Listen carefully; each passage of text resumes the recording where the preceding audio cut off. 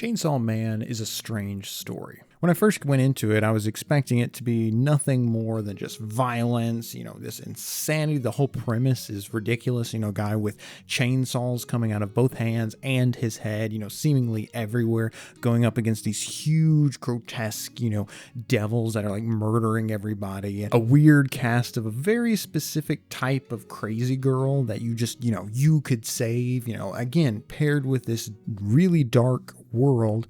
It shouldn't work. The story shouldn't work. It should also just be an incredibly shallow blood fest, and that's it. But, I was wrong on both counts. The story does work, and there is a lot more to it. So let's see how they do it. I might fall for this girl. Bomb is coming. Jeez.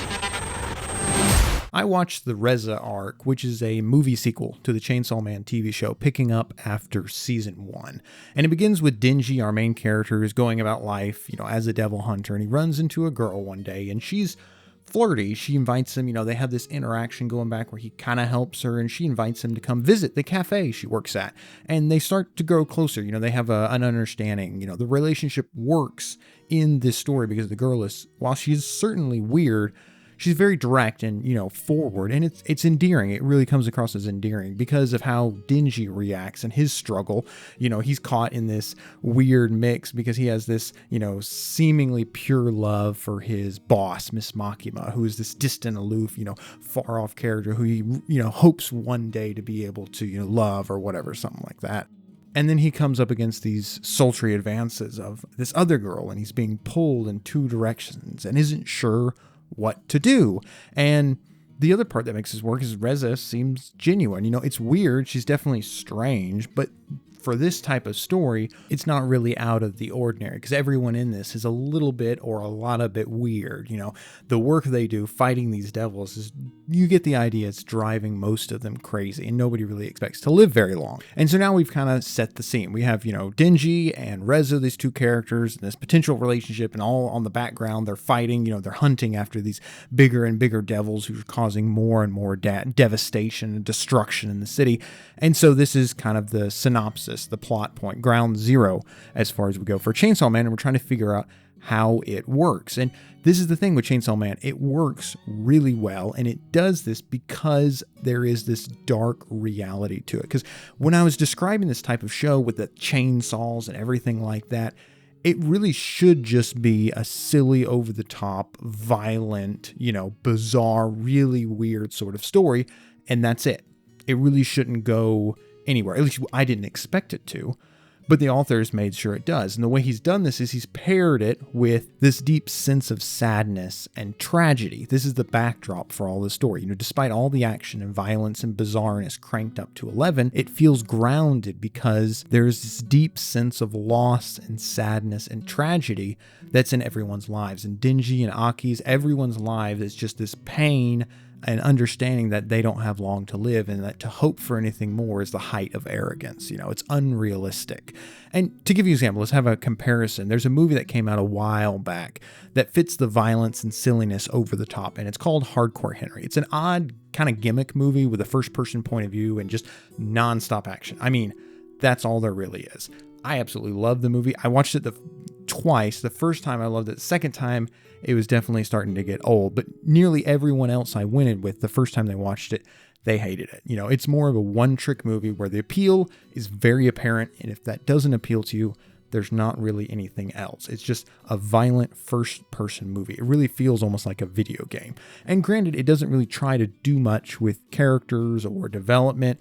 And at the end of it, the whole story just feels, again, just like watching a video game more than anything. There's nothing beyond it. And this is what Chainsaw Man does that's different, is while you do have this over-the-top violence and kind of this insanity going on, there is this grounded reality where all the characters are trying to figure out, what does this mean? What does my life mean? What should I work towards? What is my dreams? What do I hope to accomplish? Do I want to get married? Do I want to have kids? Do you want to retire? Do you want, everything that we all are constantly thinking about on the day-to-day basis? This is all put in parallel to devil hunting. This insane, ultra-violent scenes of action is paired with this just kind of almost mundane, but it's genuine what do we do with our lives? What should we do? Is this all that we have for us? And this is what hardcore Henry doesn't have, because again, to have nonstop happiness or nonstop, upbeat, there's no consequences or anything like that. It doesn't give you anything lasting. Take Inside Out, for example. Towards the end of the movie, we learn that it's not enough to just have joy. Joy, never-ending joy, is alien, that it really doesn't hold up. And in order to really get to that deeper level of meaning and emotional understanding between, to build that connection with the audience and between characters, you have to have sadness. And this is what it does. For Chainsaw Man, what makes it feel more real is despite all this silliness, there's that deep level of sadness that permeates throughout the entire story. It's as much of a tragedy as it is an action story. For Denji, our main character, he's used and abused and mistreated from his earliest memory. He's an orphan. He's had organs and body parts sold off to pay his debts. And the funny thing is for this type of character, if you want to treat it, what we would expect realistically, or, what you'd expect is that any character who went through this would be a misery, just a shell of a misery that would make the story nigh unbearable, because they would be depressed. It would be super violent. This is what you're expecting this type of character. I'd say Denji is fairly violent. But what we have here is kind of that what he does with Denji is the same thing that Mark Twain does, actually. He has Huck Finn. Who is Huck Finn? The best friend for Tom Sawyer. A young boy who's raised and beaten by his alcoholic father, who, at the beginning of Huck Finn, tries to murder him. And how does Finn turn out? He's amazing. He's this naive but steadfast moral soul of America, going out of his way and risking, his understanding of morality. He's risking hell itself to save Jim, his best friend Jim, from slavery. And he does all of this for his friend. He rises above the misery of his childhood, and it's great. It makes the story interesting because we want to see the hero overcome challenges, even when it may not necessarily be realistic. We want to believe it. And it's the same with Denji. Despite all the misfortune and horrors of his childhood, he rises above it. And this is not to say he's unaffected by it, but he doesn't let it destroy him. Because if it did, think of how uninteresting and how boring the story. It would just be a completely different story. Because he's able to rise above it and meet the challenges, this is what draws us in. This is what attracts us to the story. So when Denji's at his, worst, his lowest of his lowest, he makes a deal with this chainsaw devil, a little bitty dog he calls Puchita, and they make a pact and form a bond. And this is where he becomes the Chainsaw Man, the chainsaw that we kind of understand and know him as. He starts working for the government and, going around hunting down devils, and he loves it.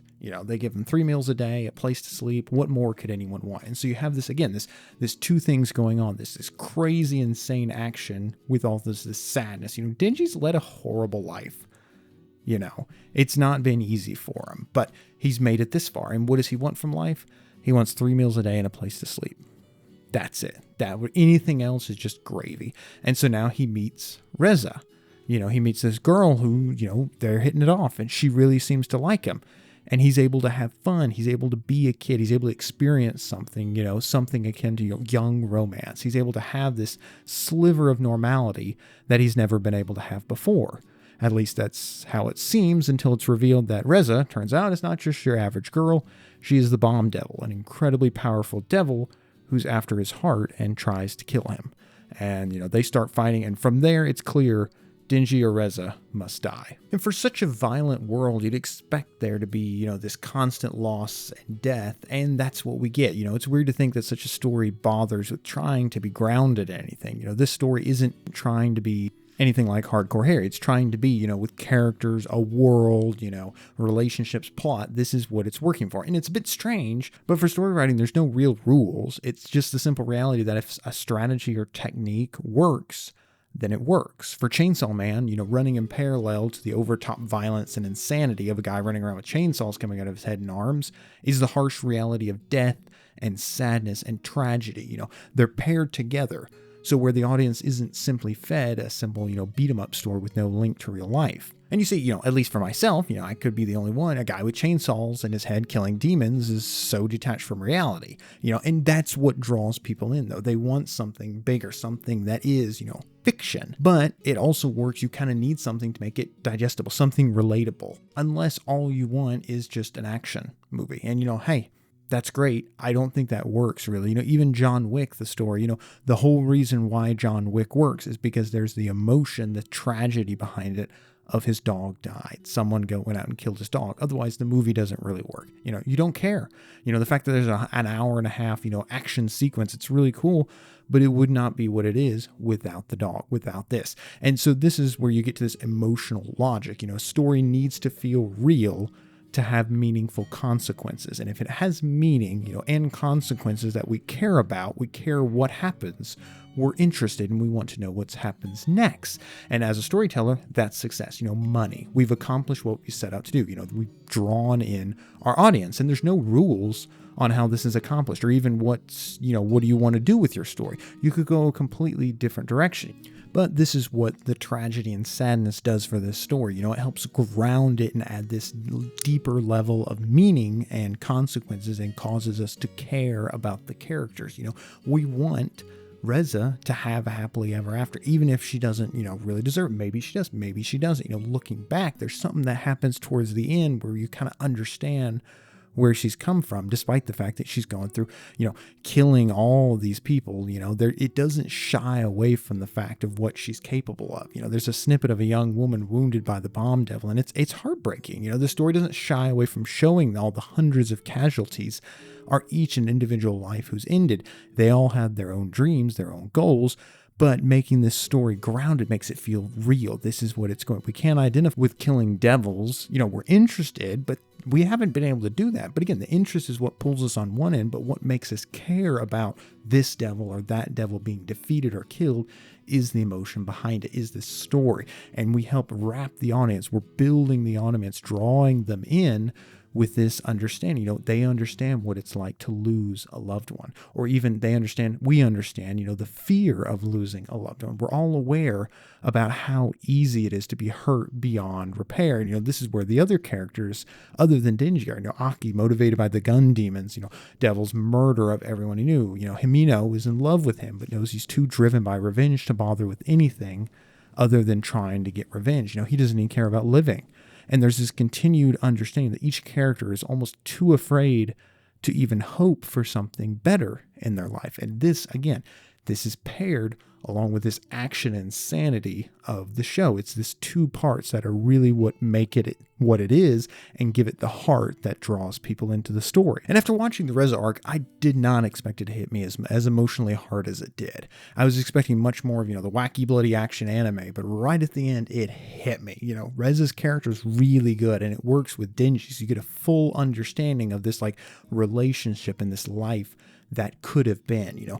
At the end, we learn that she was raised in a test facility in the old Soviet Union and tortured and experimented on until, in darkness and shrouded, buried deep in some lab, trying to turn her into a weapon. And they succeeded. And now that's all she is. She has a lot in common with Denji.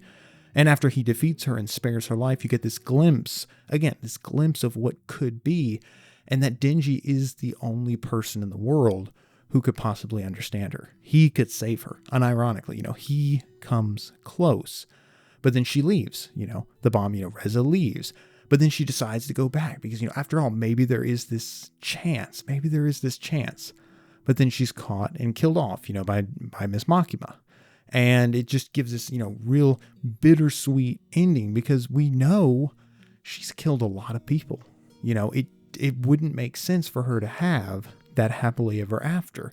But it doesn't, we still long, you still want your characters to have it. Despite all of Reze's done, there's this understanding that Denji finally gave her a glimpse of what a better life could have been. The life that she could have had, but was taken away from her. But then also the life that she took away from so many others.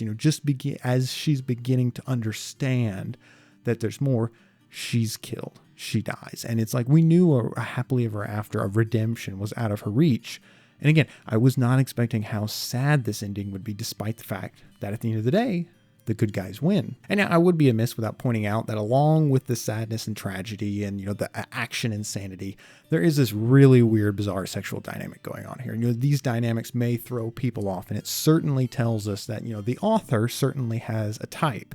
But it adds to the distinct feeling of the story and how everyone feels, on the edge of going mad and losing it, which if you were in this world is entirely understandable. This will not appeal to everyone. For some people, this is going to be too weird or too yuck and it's going to pull them off. It didn't for me. It added to this character, this flavor of this type of story, because yeah, these characters are really weird. And the other thing, the whole relationship between Reze and Denji works because Denji has a strong sense of self, you know. And I don't mean he's not naive or can't be manipulated or even, you know, defeated in battle, you know. But we'd always rather throw our lot in with a fighter rather than a coward, you know. Even when he knows he's going to lose, he still goes, you know, we're looking for someone who won't betray what they stand for, you know, who always give it their all. And that's what we're in for. That's why we're going to see, and we're good to go see Denji go basically into whatever situation. And there are all these hopes and dreams of each character, and the threat of death is right over all of them. And this is what kind of gives them this flavor and understanding. You know, it kind of makes sense that everybody's this weird aspect of disturbed and crazy. And it also what makes, you know, them a little bit, to some degree, endearing is because their dreams aren't even that grand. They're all deeply disturbed because of the violence, but it makes them so effective at hunting devils and defending humanity, which, you know, good.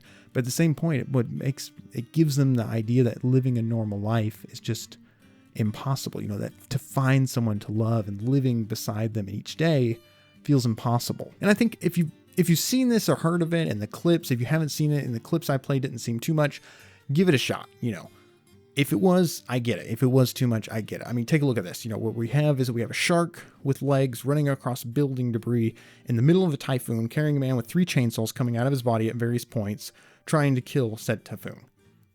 You know, that either sold you or confirmed that this is not the cup of tea for you. And the show is bizarre, but it has its charm. And initially I thought it was just some weird showcase of blood and sexual tension written by some terminally online author. But there's more to it. There is, you know, this sadness and tragedy really adds and gives it this depth.